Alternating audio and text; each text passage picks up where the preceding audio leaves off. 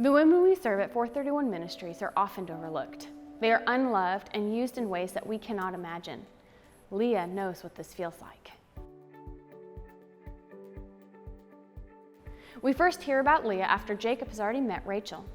She seems to be an afterthought despite being the elder daughter, and while the chapter extols Rachel's loveliness, Leah's only description is her weak eyes. Jacob seems to ignore Leah completely, falling head over heels for Rachel and vowing 7 years of hard labor in exchange for her hand in marriage. He does the whole amount, waiting somewhat impatiently, and when the wedding night finally comes, Laban, Leah and Rachel's conniving father, somehow convinces Leah to switch places with Rachel. Custom dictates heavy veils and heavier drinking, so it's not completely surprising that Laban gets away with it until morning. My heart breaks when I think of how Leah must have felt when Jacob reacts in horror. He demands the one his heart loves, and Laban insists that Jacob finish the wedding week with Leah first. I can't imagine that those nights were gentle or tender, and when they are completed, Leah's forgotten again. For the second time in a very short period of time, she has been used and abandoned. But the Lord has not abandoned her. He still sees her and loves her. It says when the Lord saw that Leah was not loved, he enabled her to conceive. He opens up Leah's womb, leaving Rachel barren, and Leah immediately becomes pregnant. She, the overlooked wife, produces a son, an incredible honor. In response, she names him Reuben. It is because the Lord has seen my misery. When she bears a second child, it is again a boy that she names Simeon, meaning the Lord heard that I am not loved, so he gave me this one too.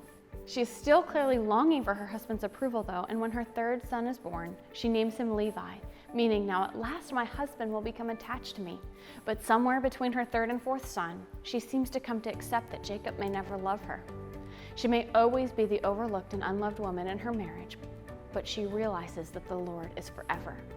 So she names her fourth son Judah. This time, I will praise the Lord.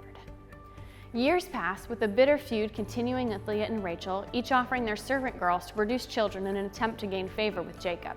It also seems that Jacob is completely ignoring Leah at this point, because when their oldest son comes home with some mandrakes, a plant assumed to help barren women become fertile, she barters them in exchange for a night with Jacob. I can't imagine how humiliating this must have felt. The oldest daughter, the first wife, and the mother of the oldest heir has to barter for a single night with her husband. And she herself goes out to tell him that she has hired him in exchange for the plants. But once again, it says that the Lord has heard her, and the result of that night is immediate. Leah again becomes pregnant with Issachar, and then Zebulun. But here's my favorite part of the story that actually has more to do with Leah's legacy than her life. This overlooked woman, unloved wife, and abused daughter had a legacy of priests, kings, and Christ himself. God did not use the favored wife, nor even the firstborns. He chooses the third son, who is aptly named, "This time my husband will become attached to me," to instead attach to himself. This son, the representation of the desperation of an overlooked woman, becomes a tribe of priests forever attached to the Lord. And he uses the son that the woman names, "This time I will praise the Lord," to bring forth a line of kings, David, Solomon, and ultimately Jesus. It gives me chills to even think about it. Forever, this line will indeed praise the Lord. Like Leah, the women we serve are overlooked. They are unloved and used in ways that we cannot imagine. Some of them have tried to barter themselves to gain a future, and the people in their lives have betrayed them. But God still sees them. He still hears their cries, and he gives them hope and a future. He sends us to walk alongside them to realize that man will always fail them, but the Lord is forever. Together, we will praise the Lord.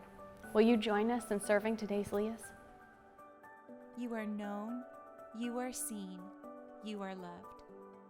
This is 431 Ministries.